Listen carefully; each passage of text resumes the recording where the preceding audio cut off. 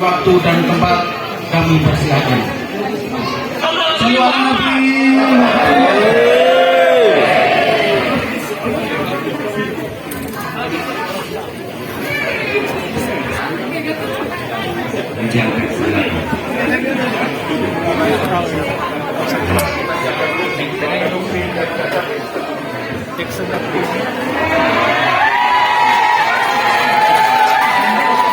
Assalamualaikum warahmatullahi wabarakatuh.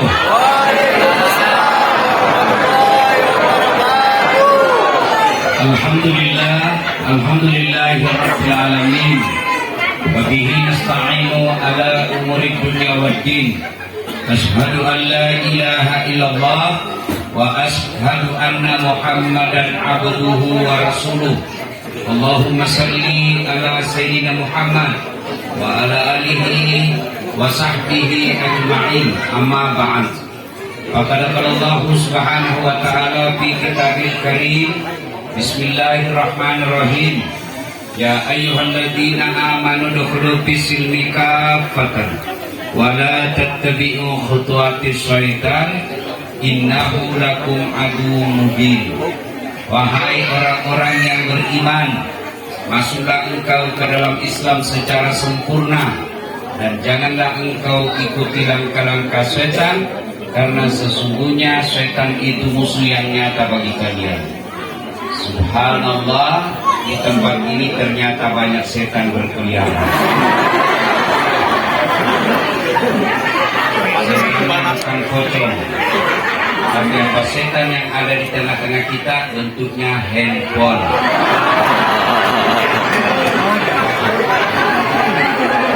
Orang sudah ceramah masuk sih. Yang lagi itu lebih parah.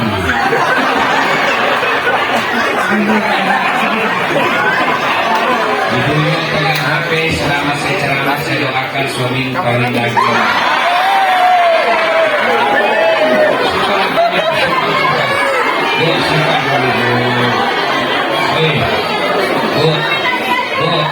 Kalau ibu pegang HP pasti kau tidak dengar ceramahku.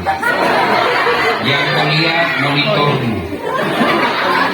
Siapkan HP dulu ya. Bu, begitu saya menghormati undangan ibu, mana lebih dekat kalau saya ceramah di Makassar dengan kesini? Nah, kau Bu, sini capek perjalanan. Tapi karena saya rindu dengan sesama muslim yang ada di Toyota, yang di Indonesia Toyota itu mobil, maka saya datang karena menghargai ibu bapak sekalian. Jadi tolonglah hargai juga perasaan saya. Simpan HP-nya ya, Bu. Simpan. Hei! Simpan. Kalau itu rekam, pasti nggak jelas. Masih nembel-nembelin itu.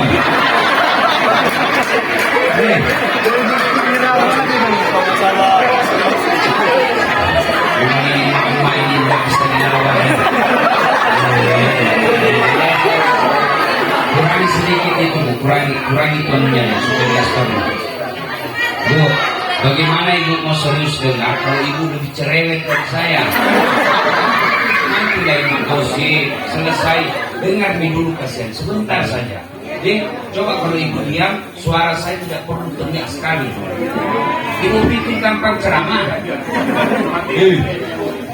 Simpan dulu HP sudah. Kalau kau rekam deh, pasti tidak jelas. Suaranya juga tidak bagus. Kau ganggu juga konsentrasiku. Gimana caranya nak kita merekam? Ini ada kamera. Gambarnya bagus, suaranya jernih. Tapi kau bawa pulang Ustaz, nonton YouTube. Di judulnya nanti nih, di Indonesia Toyota itu mobil, di Jepang Toyota itu kampung. Good, simpan dulu ya, bisa? Kau juga nak simpan HP-mu. Kalau kau tidak mau simpan HP-mu, saya doakan kau tidak dapat jodoh. Punai. Di sini banyak betul anak Banyak anak muda di sini, alhamdulillah ya. Simpan HP ya. Ayo deh, simpan dulu supaya cepat kita selesai baru kita makan. Ya, bisa? Bismillahirrahmanirrahim. Innallaha wa malaikatahu yusholluna 'alan nabi. Ya ayyuhalladzina amanu shallu 'alaihi wa sallimu taslima.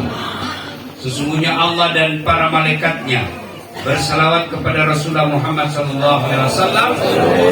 Hai orang-orang yang beriman, bersalawatlah kalian kepada Rasulullah dengan sebaik-baik salawat.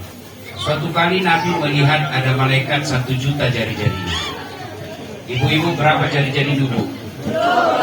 Cacat itu 20.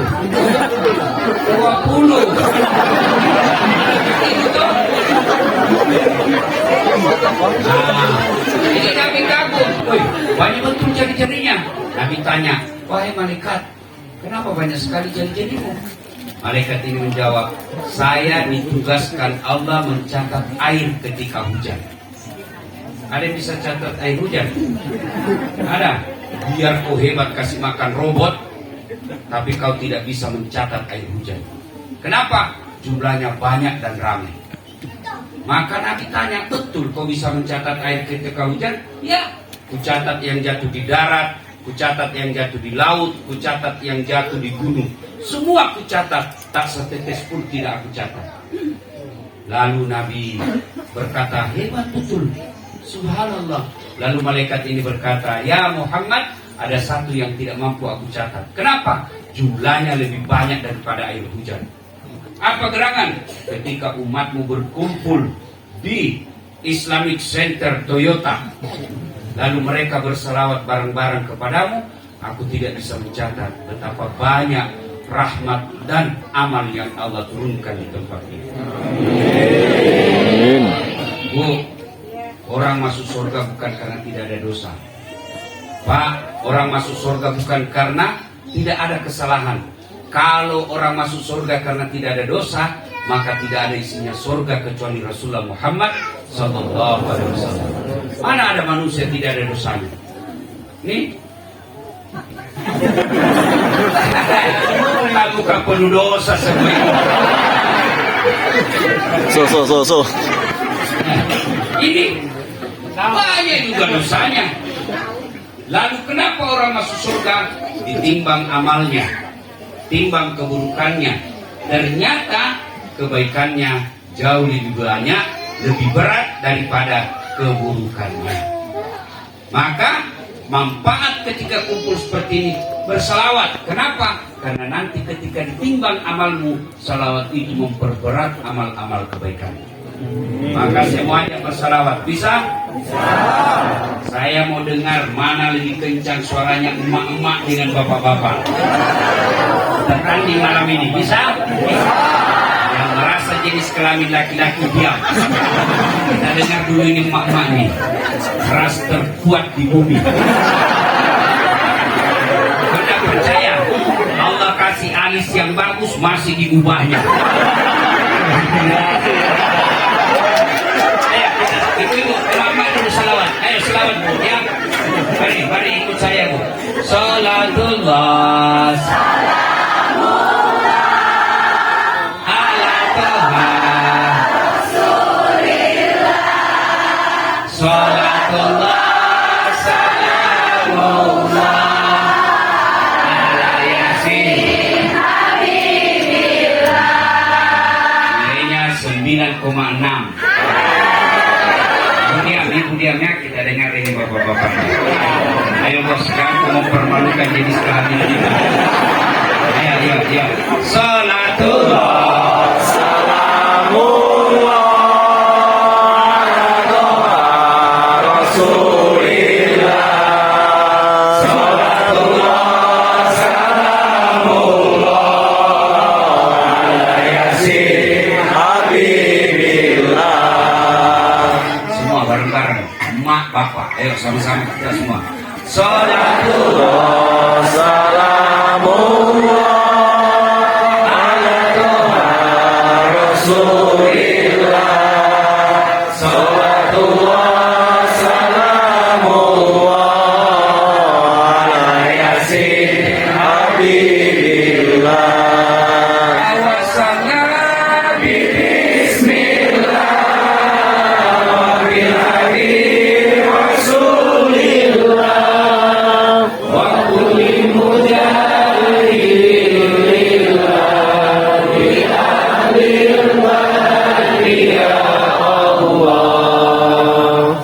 Bapak Ibu saudara-saudara sekalian, teristimewa para alim ulama, para aktivis dakwah, teristimewa saudara saya Bapak Haji Idris yang insya Allah dimuliakan dan dirahmati oleh Allah Subhanahu wa Ta'ala. Hari Senin tanggal 12 Rabiul Awal tahun Gajah, lahirlah seorang manusia pilihan yang dibesarkan dengan penuh penderitaan, yang hidupnya episodenya dari kesusahan menuju kesusahan yang lain. Tidak pernah melihat wajah bapaknya. Anaknya 7 tapi 6 wafat dalam keadaan masih muda. Tapi alhamdulillah, dalam tekanan-tekanan penderitaan seperti itu, tanpa memasang baleho, tanpa membuat tim sukses, tidak ada partai pengusung, tidak ada cukong, berhasil menjadi pemimpin yang bukan saja diakui oleh umatnya, tapi juga diakui oleh mereka yang tidak menjadi umatnya. Siapa gerangan manusia pilihan itu? Tak lain adalah Nabi kita Muhammad Sallallahu Alaihi Wasallam, yang pada malam ini kita peringati Maulid. Apa yang ingin kita capai dalam peringatan Maulid ini? Ibu-ibu datang ke tempat ini mau apa? Mau lihat kasat hati? Apa kelebihannya ini orang? Hitam, jelek, pendek, pesek, suka bilang beleng-beleng. Ya, tentu yang kita ingin capai, kita dengar kisah Nabi, mudah-mudahan kita bisa teladani. Sebagai uswah, wa ma arsalnaka illa rahmatan lil alamin, tidak aku ciptakan kamu Muhammad kecuali menjadi rahmat bagi seluruh alam, menjadi contoh buat kita umat Islam, menjadi rule, menjadi teladan. Tapi bagaimana kau meneladani Nabi kalau sejarah Nabi kau tidak tahu? Mana ibu yang paling banyak bicaranya tadi? Ibu yang baju itu. Ibu berapa anaknya Nabi?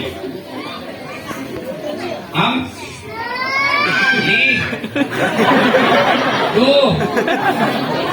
Dia bilang 7. Bingung dia, 7 baru 1 kaki tangan. Ayo, ini yang kuning rambutnya. Selamat kawan kuda. Kita sudah kumpul sendiri. Kita tanya kau deh, siapa anak pertamanya Nabi? Siapa? Muhammad? Aku dikasih tahu sama ini. Inilah masyarakat Indonesia suka kerjasama. Ayo. Bayangkan adik-adik sekalian. Saya tanya kamu yang anak muda, siapa namanya anaknya Pak Jokowi? Ibu saya tahu. Padahal demi Allah, mereka tidak akan menolongmu di padang mahsyar kelak. Siapa yang bisa menolongmu di padang mahsyar? Rasulullah Muhammad. Betapa sedihnya Rasul sudah memperjuangkan kita, sudah membawa akidah kepada kita, sudah berdoa dunia akhirat untuk kita. Dan ketika ditanya berapa anaknya Nabi, kamu tidak tahu, akan kecewa Rasulullah. Maka itulah tujuannya kita berkumpul, supaya apa? Kita dengar sisi kehidupan Rasulullah Muhammad Sallallahu Alaihi Wasallam. Pertama, lo ibu, tingkah lagi. Coba dulu, kutanya, kutanya. Hei, bu, adik-adik sekalian, Nabi itu belum lahir, hidupnya sudah penuh masalah. Belum lahir. Apa buktinya? Belum lahir beliau, bapaknya sudah wafat. Lahir, baru 4 hari, diambil ibu susunya. Usia 4 tahun, baru kembali ke mamanya. 6 tahun, meninggal lagi ibunya. 6 tahun sudah yatim piatu. Ada di sini usianya 6 tahun sudah yatim piatu. Tidak ada toh? Rasulullah begitu berat hidupnya. Tapi beliau tidak pernah galau. Beliau tidak pernah bikin status keras kehidupan. Lihat toh, sebagai umatnya Rasulullah, hidup penuh masalah kecil buat kita. Mana ada orang tidak ada masalahnya? Ini muka-muka penuh masalah. Lihat toh, cewek, apa masalahmu? Orang terjodoh. Ada lagi yang suka sama dia tapi orang ada istrinya. Lihat toh, apa masalahmu cowok? Mau dapat jodoh. Ada kau suka, mau betul sama kau mau betul sama dia, tapi dia juga mau sama kamu, tapi mau muntah lihat muka.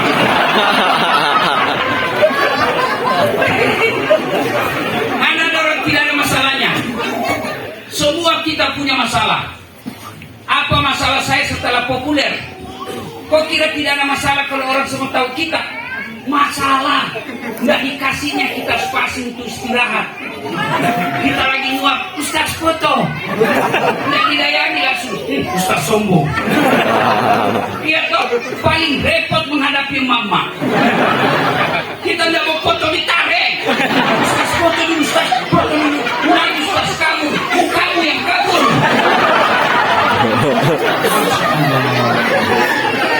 Hei. Belum lagi masalah saya yang paling banyak sekarang, banyak janda-janda curhat.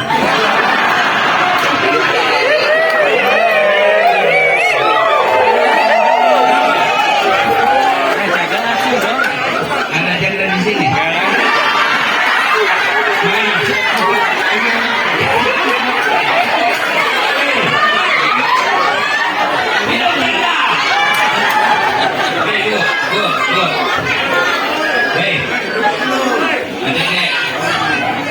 Kerja ke Jepang masalah. Iya toh, jauh dari keluarga, rindu orang tua, itu masalah buat kita.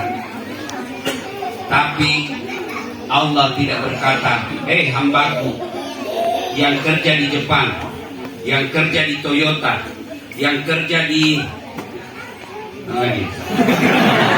kau lah sendiri masalah. Allah tidak bilang kau dokter dulu deh, kamu kaya dulu deh, kamu jadi populer dulu. Tidak, Allah cuma minta ista'inu bisabri wassalam. Sabar, perbaiki sholatmu, saya Tuhanmu yang selesaikan masalahmu. Artinya, saudaraku, kalau ada masalahmu, dekatkan dirimu kepada Allah, perbaiki sholatmu. Adik-adik sekalian, betapa jauh kau tinggalkan tanah airmu untuk mendapat dunia. Betapa jauh kau tinggalkan tanah airmu untuk mengejar dunia. Lalu kenapa sholat yang boleh kau lakukan di mana saja kau tidak tunaikan? Tidak mungkin Allah bikin tenang hatimu. Tidak mungkin ibu-ibu bisa baik perasaannya kalau ibu tidak sholat. Maka begitu ada masalahmu, dekatkan dirimu kepada Allah, perbaiki sholatmu. Apa susahnya sholat, bos? Apa susahnya sholat? Kau bilang saya jawab. Apa? Ayo, saya sakit Ustaz. Sholatlah kau dalam keadaan sakit. Saya sariawan. Kau sholat sariawan.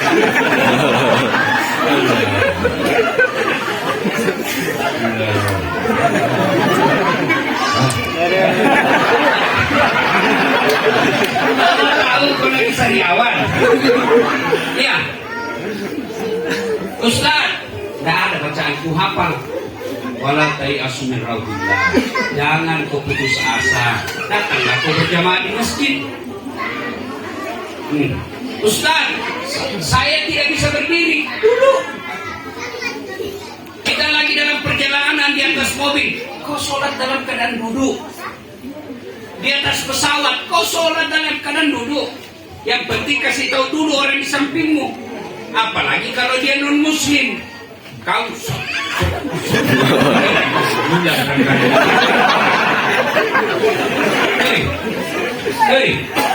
jelas. Kau tidak tahu wudhu karena bukan tidak tahu, tidak bisa wudhu karena tidak ada air. Kau tayamum. Bagaimana cara tayamum? Jangan contoh itu pejabat Indonesia. Dan sempat viral tayamum dia gosok-gosok. Mana bisa itu? Ini bukan cerita, saya lihat. Di samping saya seorang pejabat. Dia tayamum, dia mau contohkan, dia mau tunjukkan bahwa saya rajin sholat. Dia tayamum, bagaimana tayamum? Ya, dia kesini. Jangan pakai air dong, Bu, tayamum. Hei, Bu, buka kacamata. Lepaskan gelang. Lepas jam tanganmu. Lepas cincin. Lalu apa? Kau usap di dinding pesawat kalau naik pesawat. Usap sadel mobil kalau kau naik mobil. Sudah itu letakkan telapak tanganmu. Sudah usap wajahmu. Satu kali sudah sah, 2 kali lebih bagus, 3 kali lebih utama. Sudah itu letakkan lagi telapak tangan di sadel atau dinding. Kau usap telapak tanganmu, pakai telapak tangan sampai di sini, yang ada garis-garisnya. Ini, giniin. Sudah itu naik ke atas. Yang tersisa ini lagi telapaknya. Satu kali baik, 3 kali lebih bagus. Sudah itu telapak tangan berikutnya kanan. Ini usap lagi di bawah, yang siku kiri sampai siku. Sisa ini yang telapak. Sudah itu usap yang atas. Repot begitu Ustaz? Ya sudah, kuning saja.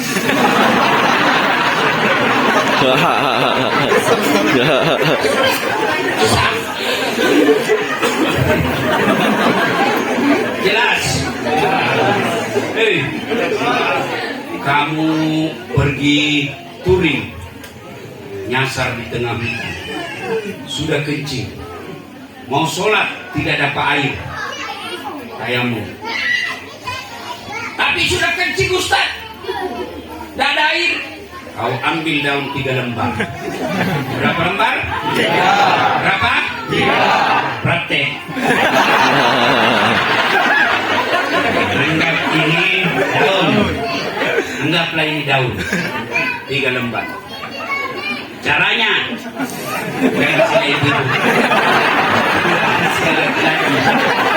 caranya apa?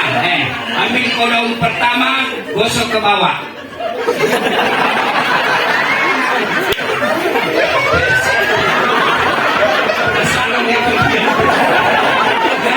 Ambil lagi daun kedua, gosok ke atas. Ambil daun ketiga, gosok ke bawah. Begitu cara membersihkannya. Jangan kau kasih begini.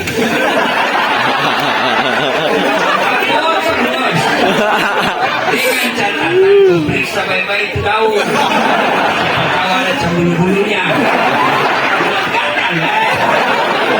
Tidak jadi kau sholat.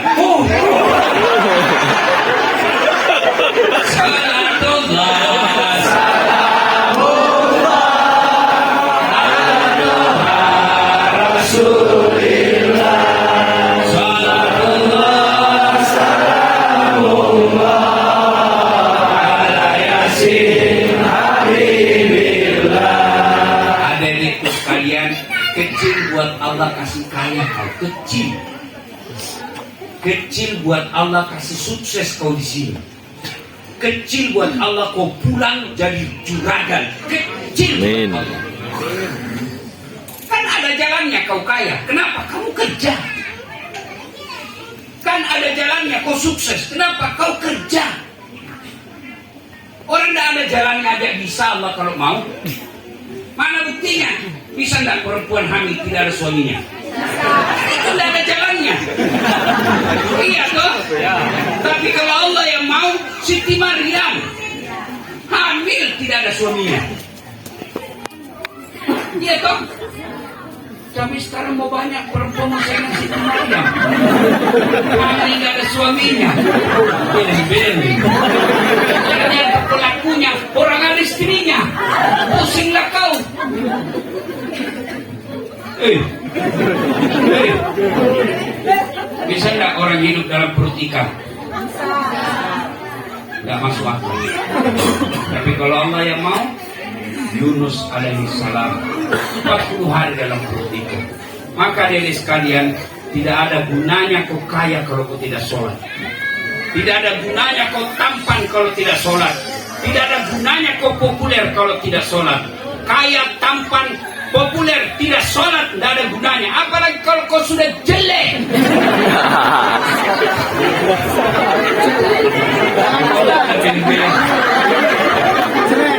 Sudah jelek, tidak terkenal, tidak populer, pengangguran, tidak sholat lagi. Nah, kecil buat Allah kasih kau jodoh yang lebih hebat. Kecil buat Allah kasih kau pekerjaan yang lebih mulia. Allah cuma minta perbaiki sholatmu. Ya, sudah itu jangan main-main sholat. Kamu sholat tapi main-main. Allah Akbar. Kan itu bang.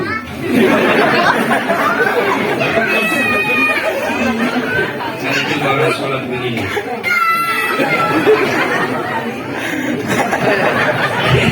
Sholat pakai keju.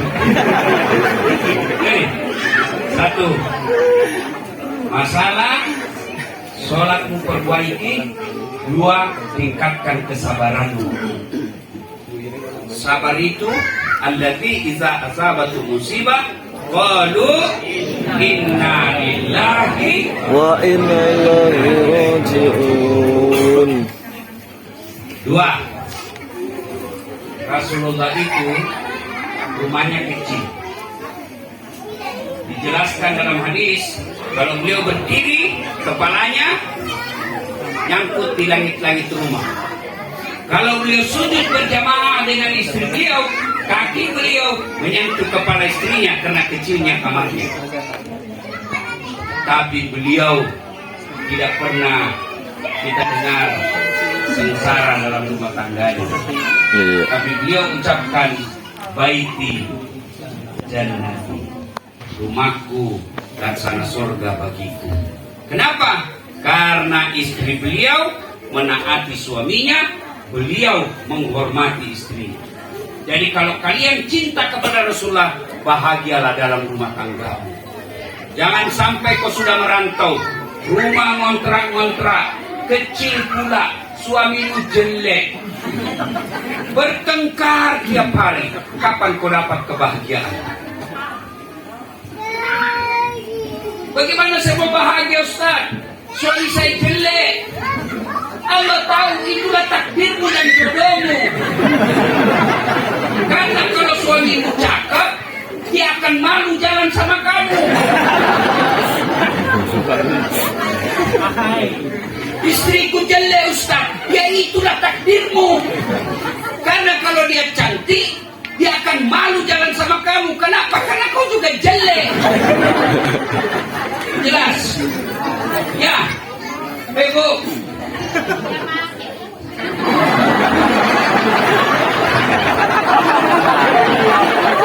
Ya kan? Istri, Pak, coba lihat istrimu. Dia ikut merantau karena menghormati suami. Maka jangan sampai di Jepang istrimu lalu kau hianati dan sakiti hatinya. Gimana kau mencari nafkah? Bagaimana kau mau bahagia? Bagaimana mau berkah penghasilanmu kalau istrimu yang selalu doakan kamu, kau tidak muliakan?